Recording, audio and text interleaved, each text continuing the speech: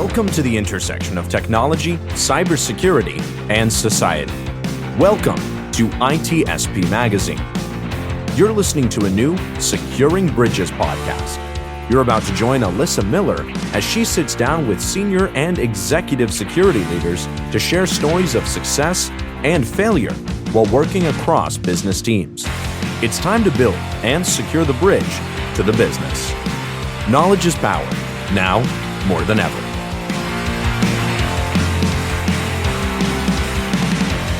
All right, everybody, we're back once again. We took another week off. You know, things were busy. I was traveling the world as I seem to be doing sometimes. Okay, I literally went to Indiana, not very far. Not as exciting as I wish, but, you know, hey, travel's travel, and it just didn't work out last week. So, but we're back.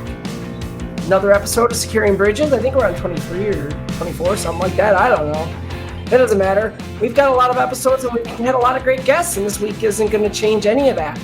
Our guests in the past, a lot of times I've had a lot of, you know, as the trailer says, you know, senior and executive security leaders, and that's the same. But a lot of those, a lot of times, you know, we've had people on from, you know, really big organizations, I think, and with a lot of focus on, you know, that sort of enterprise environment, as we call it, or, you know, some of those discussions. And so this week we're going to focus on security leader in a very different environment. You know, kind of that small and medium business area. And so with me today, I've got Ford. Hey, Ford, how are you? Good. How are you, Alyssa? I am doing great. I'm super glad you were able to join us. Can you go ahead and just tell us a little bit about yourself? Sure. So I've been in IT since about 2005. I was a student working at the help desk at the university I was at. So, and I've worked in and run help desks off and on since then. Did some consulting for managed service providers. Done some system admin work as a senior systems admin for a manufacturing company. And currently, I'm a senior systems engineer and infrastructure owner for an AI company, and manage all the on-prem infrastructure, all of our SaaS apps, assist with designing and implementing some of our different cloud environments, and then do project management, change management, and then just some mentorship items for our different team members that may be a little junior or are trying to transition into some different IT areas. Okay. And so, I mean, that sounds like a really full plate. And then we add into that, you are responsible for security in your infrastructure as well? Yeah. So, you know, we have a security team for, you know, with our developers for a lot of our applications. But on our side, on the IT side, internally, you know, IT or security is part of the IT org. So we had a person. We're actually searching for a new person now to take up that role. But a lot of what we do on the IT team is trying to keep security as part of whatever it is that we're deploying or managing. So a lot of what I do does have a security focus to it, but that tends to not be my only focus. I just have to incorporate that into really everything I'm working on.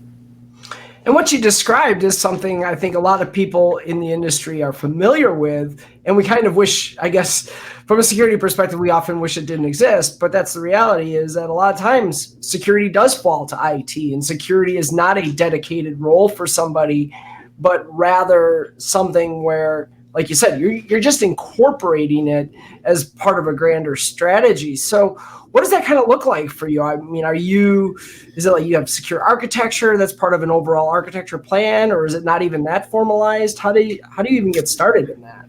Well, I've got a bunch of Post-it notes that are just stuck to my monitor about, you know, the best practices of what I'm just kidding.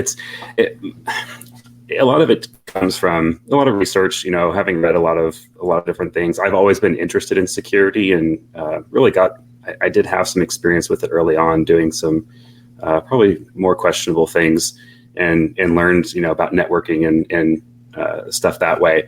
But I'm always keeping that stuff in mind. So for me, you know, we get a request from an internal user or another team saying they have this need, whatever that is. And like, okay, well, we can help with that. We've either got a tool or I've got some ideas. I've used some things before.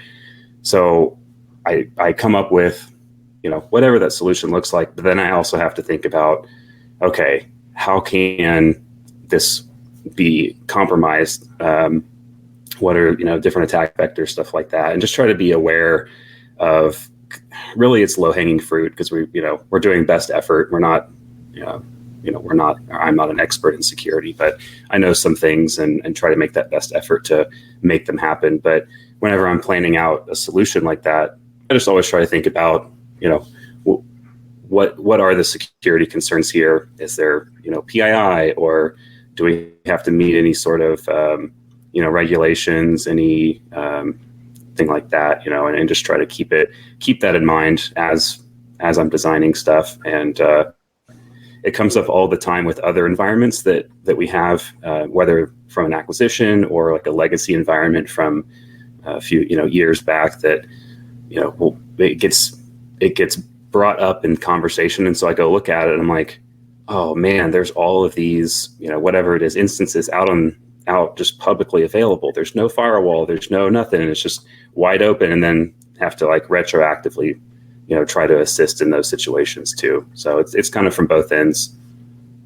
And this is kind of the really important perspective I was hoping we could share today, because, and I'll admit, for me included, I think a lot of us in security, as security practitioners, blue teamers, whatever you want to call us, it's really easy to get so caught up in, what are the latest frameworks and best practices, and, NIST, CSF, and all these things that float around in our heads with all these really formalized security programs. It's easy for a lot of us to lose sight of the fact that a grand majority, I think, of cybersecurity doesn't happen in that space at all, right? I mean, we think about big financials and what they're doing, and other very security mature organizations. I'll use that term loosely just because it floats around, but the reality is a lot of times security is implemented, and I think most often the way that you're talking about, where it's not, we don't have all these, like what you just described to me is threat modeling, right? Mm-hmm. But you don't call it threat modeling because you don't really, I think of threat modeling, I think of a big formal program that, how we implement threat modeling in thousands of applications. But it sounds like to me, your situation's more reliant on like just tacit knowledge and what you've developed having worked in the company for a while, your knowledge of the business. Exactly. And as we've been interviewing people for this security role, we're looking for one specific thing, and well, that's not true. We're looking for a specific person, and it has a, that person has to have a background in, some infrastructure stuff. They need to understand, some networking and servers and how that works, how the business uses those things, have some cloud knowledge, some scripting, stuff like that. But it all kind of works together. And for us, well, that's not to say that every, all the security roles should have that experience. But what we're trying to get out of this role, we kind of want that. And we're hoping that we can find that person that has a background in it, so that they know, they're not just throwing out some framework. They have to know how it applies to an actual real network, how to retrofit that in. It has to come from a lot of experience. And like, I happen to have that, but not everyone does. I've been doing this for, like I said, 2005. So, I have some background there. I'm also a little devious when it comes to, breaking into things, just disrupting things. That's in my world. I have to think about how could this break, and then I'm like, well, how could I break it? If I'm sitting there thinking about it, I just do it all the time. So without having, both some of that gathered knowledge and experience, and having that mindset, it can be harder to approach these, these projects, these solutions or networks, and think about the security as you're doing it. And that's got to be tough, honestly, because as you describe that role, in the big corporate world, we think about those people as like really highly skilled, long tenured folks who we generally give like a security architect label to, right? And that label tends to describe somebody who has seen and done a lot of different things, has a broad knowledge across, and can really see that big picture, kind of like you just described, process it and figure out how to secure it and whatnot, and build a secure architecture around it. But yet, where now that becomes a very highly compensated individual in a corporate environment, that does that like make that same kind of person, and often in many cases unattainable for a smaller organization that maybe doesn't have the budget of, say, a large bank or something. Yeah, absolutely. And for us, that role, it was almost entirely security focused, but they were, that role was also going to be implementing, some other things. They were deploying servers to put, vulnerability scanners on, or things like that. So they had other roles as well. And, it did require that broader skill set. And like, honestly, if I spent all of my time doing just security, or even just part of what my real job is day to day, it would leave a void in the team. We'd have to make up for that, and that's another head count. So for customers our size, or companies our size, it's hard to justify that spend. One person maybe, especially if they're pulling double duty, but having a whole team, like, it's just really not doable for a lot of smaller companies. Yeah, and that brings up an interesting point, and as well, especially when we're talking small, medium-sized businesses, the business is running. Whether or not there's a security team there, the business is running. And, we can argue all day about how risky that is, or, is that the right, shouldn't every company be focused on cybersecurity and everything else? No, every company is focused on making money. And, to bring in a security team that's dedicated only to security can be exceptionally difficult when there's not a strong, revenue-based business case for that. So, how do you find that kind of communication within your org, just to even justify, hey, I got to find somebody with strong security experience to add to this team? How do you even approach those conversations to gain that justification? Well, for us, we have to basically frame it around money, making money, profits, and stuff like that. It's basically keeping the business running, avoiding some scandal, some headlines, that are going to, look poorly for us if we had some sort of incident. And that's really, really where it is. That no one, not that people don't care, but when you start messing with their bottom line, that's when they really start to listen. So, we're one of the products that we do make is it's like an EDR kind of. So it would be especially bad if we ended up having some sort of security incident, and it's like, hey, aren't you running your own EDR on all of your stuff? It's like, yeah, but it didn't catch it, or no, we're not. Neither one of those is good. So no, there's no good message there at all. Right. So it's that conversation that we've had to have. And then lately, this company is where I first experienced this, but having cybersecurity insurance, that's a new thing, in my experience. So that's come up, and our insurance company is basically telling us that if you don't have a security program of some kind, whether it's one person or a whole team, then you're going to pay a higher premium. So that's those two things, I think, and kind of, we talk to our upper management and the executives, and kind of explained, what we want out of security is not to tell you no all the time, that you're doing stuff wrong, make you feel bad, or make you jump through hoops. We want to make it so that the security portion is more transparent. You won't even know that we're there once we get it set up, of course. We'll kind of move through that pain period of doing some discovery, some new processes, policies, whatever it is.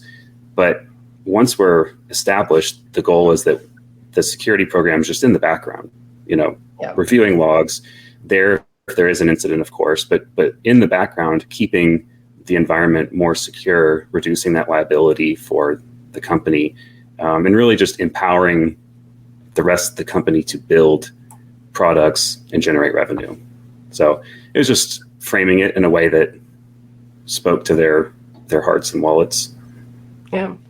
Well, you mentioned the cyber insurance thing, and it's interesting how much cybersecurity insurance policies and providers are able to actually influence an organization, like, large or small. I mean, I can tell you from my organization, certainly there's actions that are influenced and how we go about different things because of, requirements that come to us from our insurance carriers. So you mentioned that they're pushing for like a security program. Who gets to own that then? I mean, does that fall to you? Is that something they put on the CIO, or how does that even, if you don't have a CISO and a security team, where does that land?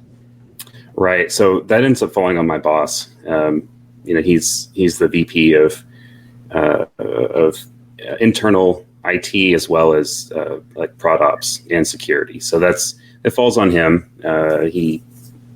He decided that would just be part of the IT org, really, or the IT team. But it was brought to him, I think, kind of as an afterthought. I don't know how it actually came up with our upper management, but he just basically got roped into a meeting. It's like, hey, this is new for us. We're doing cybersecurity insurance, and we need to, this is all the documentation that was provided to us by our insurance company, the requirements, whatever it was, and here you go, figure it out. And the reason I asked that, I kind of want to explore it, because one, I think there's a lot of people that are, maybe in positions in smaller organizations in particular where that's a question, right? Like, mm-hmm. who owns this? And I think, you mentioned, okay, VP of your internal IT is the one that's owning it. And that's how we end up with CISOs oftentimes reporting to CIOs and so on as organizations grow and whatever. And I think that's one of those organizational structures that gets derided by security people, but a lot of times it can be a natural fit and it can be the right fit. I know people worry about that conflict of interest, but I think what you've just highlighted is how in a small organization, where else is that going to go? Yeah, absolutely. It has to go somewhere. I mean, there's only so many technical people that can take care of it. And even at a company like ours, I would say probably 85 or 90% of our staff is extremely technical.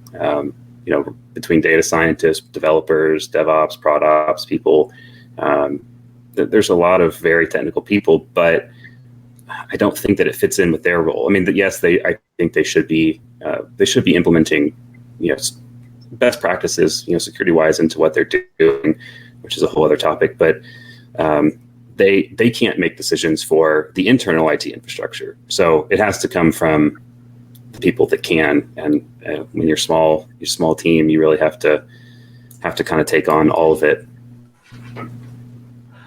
So Kevin actually said something that was like prophetic. He said this just as you were getting started in that, talking about the human side of it. And, obviously infrastructure, that's a risk. Technology is a risk, but there's also the human side of it. How do you address that from your perspective? I know you just mentioned you've got a lot of people who are really technical, but yet you've got to somehow bridge into their organizations. Hey, this is what's going on in IT. This is what's going on from a security perspective. Here's what we can work together and so on. So what does that kind of look like in your scenario? Sure. So let me scroll down to the section of my notes called the hot take, because I was jotting some notes down the last 2 weeks. And I love this, man. My guests even come prepared with notes. That is incredible. Love it. Yeah. Well, I'll go off on a tangent, and I don't want to, forget that one spicy topic that I really wanted to just throw in there before I pieced out. No, but it's probably not that hot of a take, but the technical users are more risky to the business than non-technical users, at least in my experience. And again, different than I think what a lot of your guests have had. But we have non-technical people that they go through phishing campaigns, training, some basic cybersecurity, new hire orientation type training. they don't want to mess that up, because then, the scary IT person is going to come visit them and take away all their stuff. Here's like a pen and paper. You can't use electricity anymore. Like, it's going to be bad in their mind. So they're more cautious, at least. They pay a little bit more attention to some of those things. They click. Now they also aren't touching some like really important systems. They're not deploying stuff out into the wild. So I think that's probably where the other side of technical users being a high risk comes in. When you have developers or DevOps folks that are deploying Kubernetes clusters that have quickly facing interfaces, websites, whatever, those are just going to be more risky in general. But if you have somebody that doesn't necessarily have any sort of security knowledge, maybe their experience so far has been deploying like internal systems, dev systems that don't touch the internet.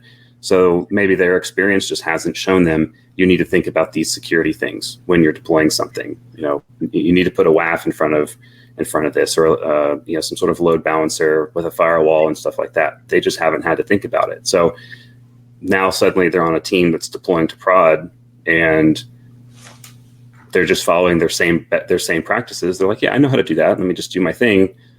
And it ends up maybe not being as secure. So I think that's where that risk comes in. You have people that either haven't had the security experience, or maybe they just think they know everything and they're deploying to prod. And that's, Phil said it, and I've got a perfect story from a former employer where this is exactly the case. It was like it was a senior VP or something over a business line who sent us this report of a phishing attempt. And you're looking at the phishing email and like, wow, this is actually really impressive. It's a really tight spear phishing campaign. Really, really, really impressively crafted fish, and they caught it. Meanwhile, the people who show up the highest on the list of clicking on fish tests were folks in our own security team.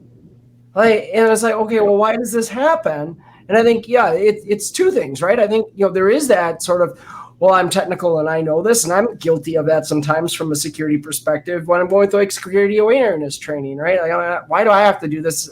I'm a security professional. I know all this. I'm the freaking CISO. I know all this. But, so I think that attitude plays into it. And also it's those technical folks, thinking about like your DevOps teams and so forth, who also know how to circumvent things. Right. So even as you start to put controls in place, they're the ones who are just going to get annoyed by it and figure out how to circumvent it. Whereas people with less technical knowledge might, look at that and like it's not worth it to them to try to figure out a way around it because, forget it. I just get this out of my way. And so I think is it a spicy take? Maybe, but I also don't think you're wrong based on just what I've seen at former employers. For sure. And sometimes too, it's bypassing those security best practices. It may have ended up, or it may have started as, let me just test this real quick. I'll fix this before, if it works, I'll fix it before, moving forward, before it gets deployed, whatever.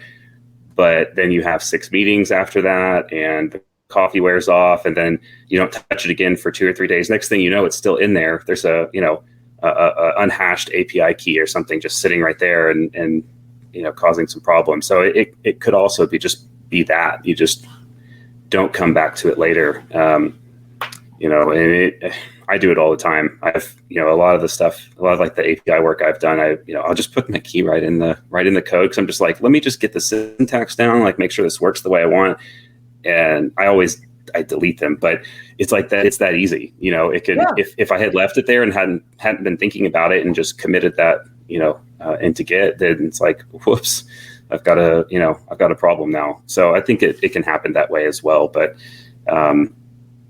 before I forget, I did want to say your story about the phishing stuff. It reminds me of our last security guy, his second week on the job. He crafted a beautiful phishing campaign geared at the IT team and got all of us, I think, except for one person. And it was very well done. And he may actually be watching this, or he may watch it later. But I bring it up all the time whenever we're talking about his replacement, because it was good. And all of us got. The only person I think that didn't get it, he was up from his desk helping some users, so he just wasn't at his computer, and he saw all the the chat messages later, and I think that was his saving grace. He just wasn't at his computer. So always be the last one to click. You'll be the safest. But yeah, no, that's actually interesting because it brings up something I hadn't considered before. But with that attitude being maybe the cause of some of that, what better way than to craft a really specific, well-crafted phishing test aimed at your IT people, aimed at your security team that gets them, right? Because now it's like, well, hey, look, y'all, even you can get caught up in this. It doesn't have to be, another annoying pet peeve of mine, stupid user, right? That we all like to point at. It's us. And look, there's an example, not to shame anybody. I mean, that's a big thing for me with phishing is like, do not use it to shame people, but use it for what it's, everybody needs a little bit of education in their own way, including the security team. And maybe that's the bit of education they need, is to be reminded that, hey, this could happen to you too. It absolutely was. We all brought shame to our team, and it was bad. We were, it was just you couldn't really blame anybody though, because like in a bad way, can't like give each other a hard time because we all did it. But it was a good reminder for us. He came in and showed us that he actually could do some stuff. He wasn't just doing some blanket, phishing campaign deals, but it reminded me just to be more vigilant of those things that I wouldn't normally consider. If one of my coworkers sent me a link in chat, I probably would just click it. But after that, every time that guy sent me a link, I was like, is that a phishing attempt? Should I report this? Should I open this on my sandbox machine just to be sure? Like he's like, no, I promise I'll never get you in Slack. But it's just one of those things. Like now, even though, I've run through the default phishing training and campaigns and stuff, and they're so cheesy for the most part. And it's just like, oh, this is terrible. But that one was actually really well done. It was one of those things where you think about it now, like, okay, I am not, immune from this kind of stuff, even though that in the back of your head. But, getting phished by one of your new hires is, it kind of hits differently. Yeah, I mean, for sure. And it's, again, phishing campaigns can be done one of two ways. We can do it really intelligently and make the goal of it to educate people, which means we target the specific type of learning they need, which means maybe we don't do broad security, phishing campaigns across the entire organization. Maybe we tailor them and focus them on a specific business unit. Or we can just do the broad swipe here, do this. And if you get caught, you have to do training, whatever. And we lose such an opportunity there to teach. And so I think what you've just brought up is a really important point. Organization, large, small, anywhere in between. It's remembering that the goal here of any type of security awareness or bridging is to educate people. And so you have to come to their playground and play by their rules to understand what they need to learn and how to teach it to them. Absolutely. And that experience and just having him, as that new hire, it resulted in two things related to that. One, we decided that we should probably, take away all administrative access from the IT staff, just in general. No admin access anymore.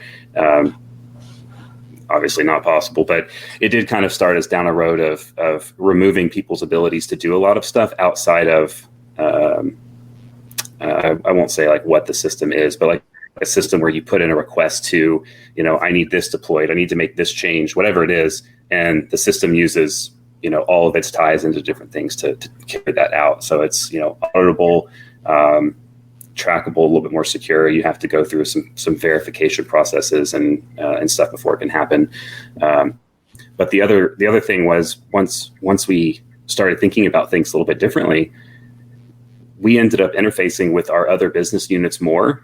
We started getting more involved in their deployments, like their Kubernetes deployments and stuff, working with them to kind of explain, hey, you got to put this thing in front first. You can't just be on the internet, wide open like that. Let us help you do that. We'll come up with, some guidelines, some architecture, but like, let's understand what you're trying to deploy, what the goal is, how it works.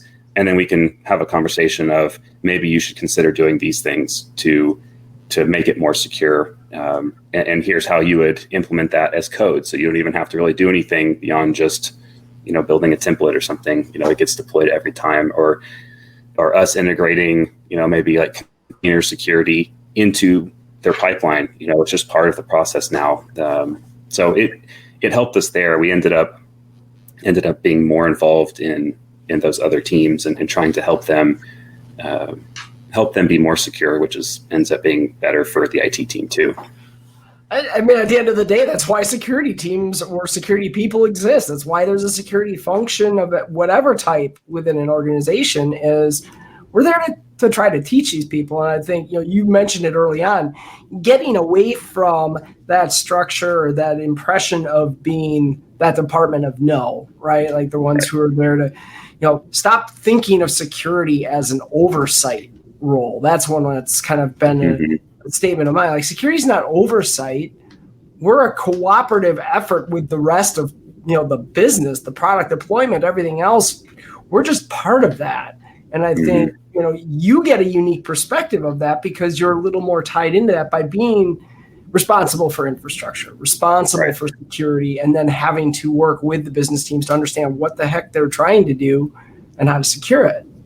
Yeah, that doesn't mean it's been easy though, and entirely successful. There's still some holdouts and people that I had the response of, I can't figure out how to make that work, so I'm going to keep doing it the way that I'm doing it.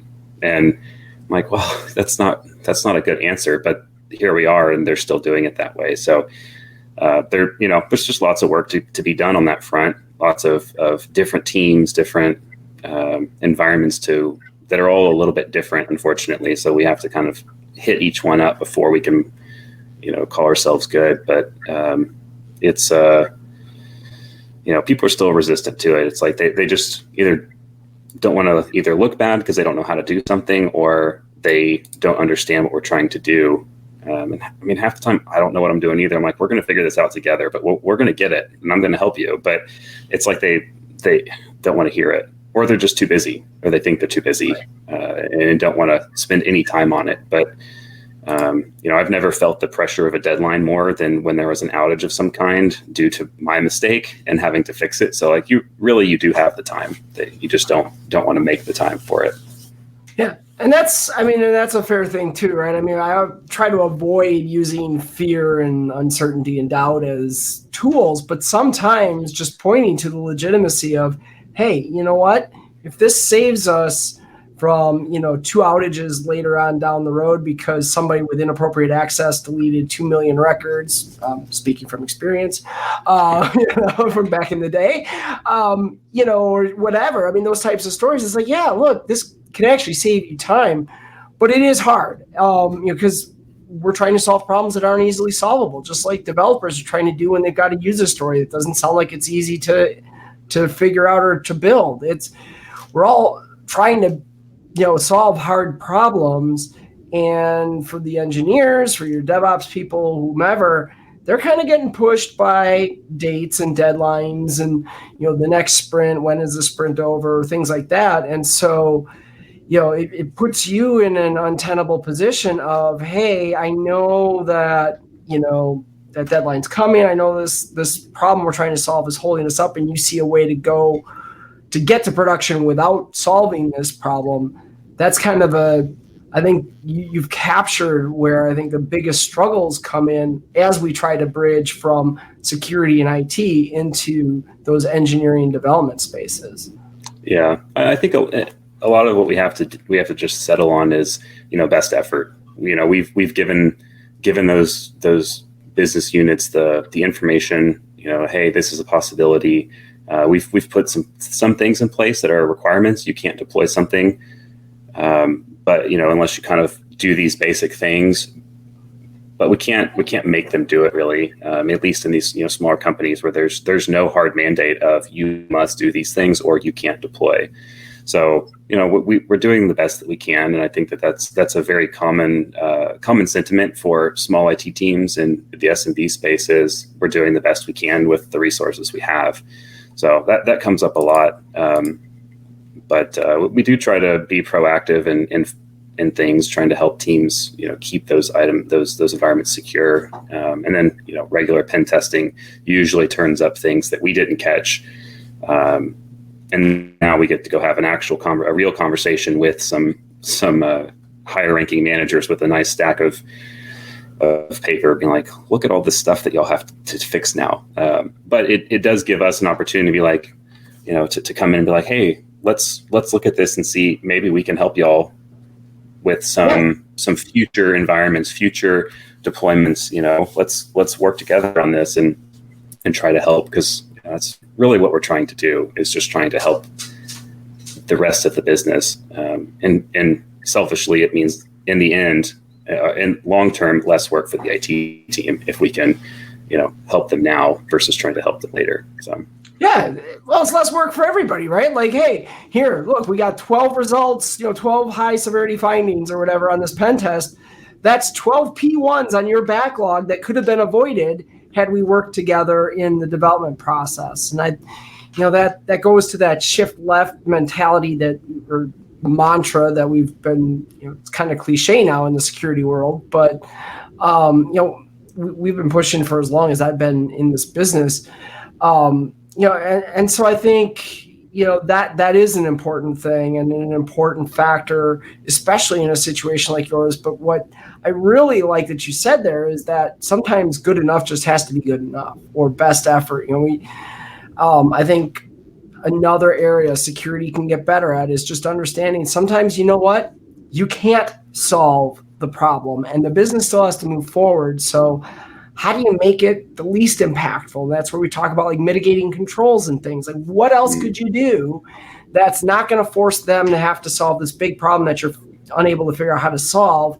And instead, maybe you throw a WAF or something in front of it, or you put it in a different environment, isolate it, whatever you got to do.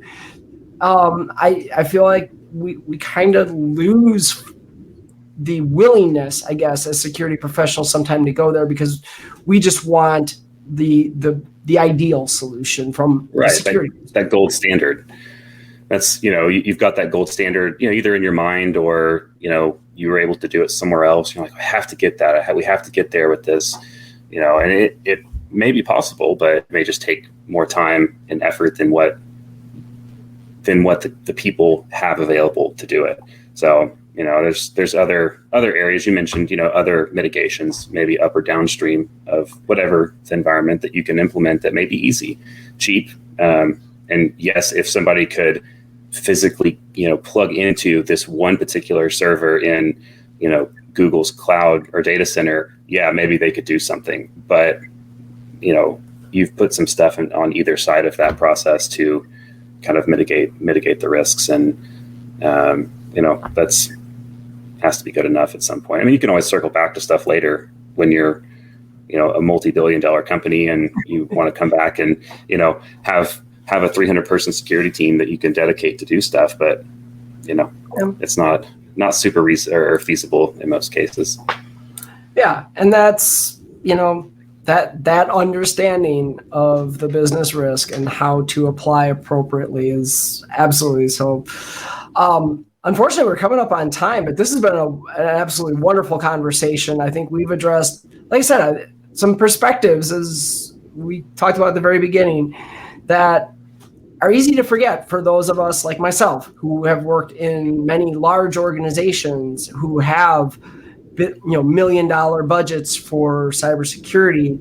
It's good to be reminded that a good portion of the world doesn't have that luxury. And we still have to figure out, how do we continue to protect ourselves? So thank you so much for joining today. I mean, again, it's been absolutely wonderful.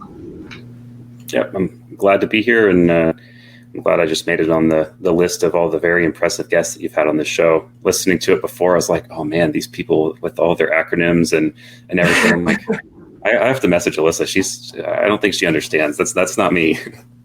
No, as I told you, this is what I wanted, though. I want to get various perspectives. I mean, that's the whole point. If we're talking about, securing the bridges, right, and building those bridges between these teams, we've got to understand all of the various perspectives that come into play here. And I can't thank you enough. So thank you for reaching out and being a part of the show. And hopefully, we can change some minds or refresh some memories here.